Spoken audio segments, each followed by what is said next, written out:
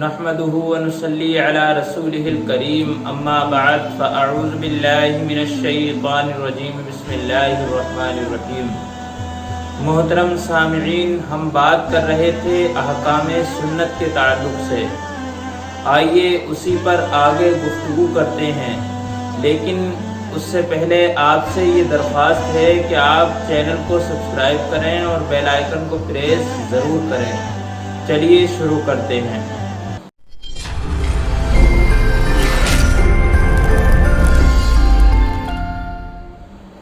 قرآن مقدس کے اندر اللہ تبارک و تعالی ارشاد فرما رہا ہے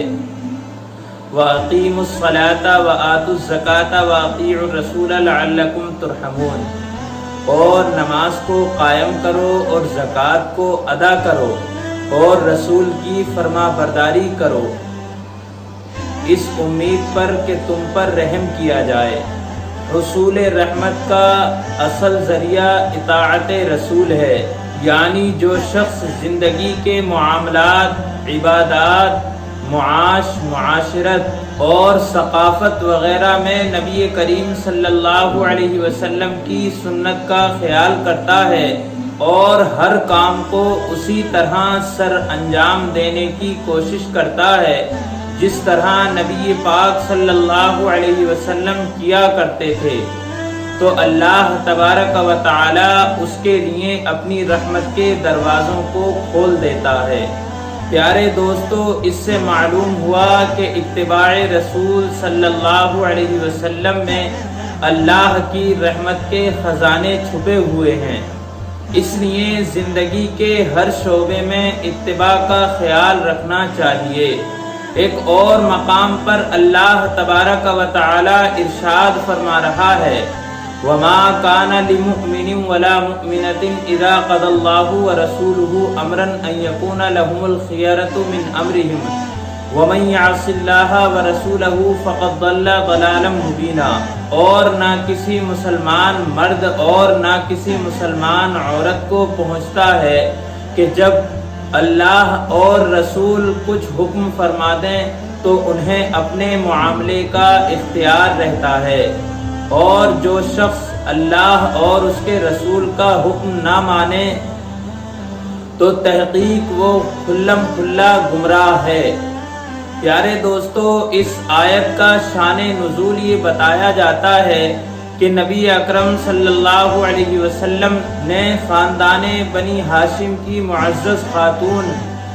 حضرت زینب بنت جحش کو اپنے آزاد کردہ غلام کے لیے شادی کا پیغام بھیجا، تو اس پر اس آیت کا نزول ہوا کہ کسی مرد یا کسی عورت کو اس بات کی اجازت نہیں ہے کہ جب اللہ کا رسول حکم دے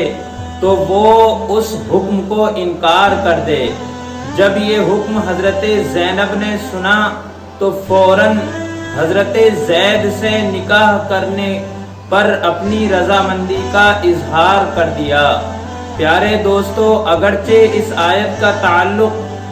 ایک واقعے سے ہے، لیکن اس کا حکم عام ہے کہ اطاعت نبی کریم صلی اللہ علیہ وسلم میں کسی قسم کی کوتاہی نہ کی جائے۔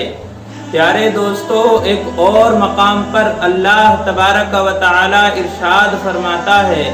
یا ایھا الذین آمنوا اطیعوا اللہ واطیعوا الرسول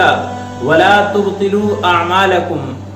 یعنی اے ایمان والو، اللہ اور رسول کی اطاعت کرو اور اپنے اعمال کو باطل نہ کرو۔ وہ اعمال جو اللہ اور اس کے رسول کی اطاعت کے بغیر کیے جائیں باطل ہو جاتے ہیں، کیونکہ ان کا کوئی اجر نہیں ملتا، اس لیے وہ اعمال ضائع ہو گئے۔ لہذا اس آیت میں یہ تاکید کی گئی ہے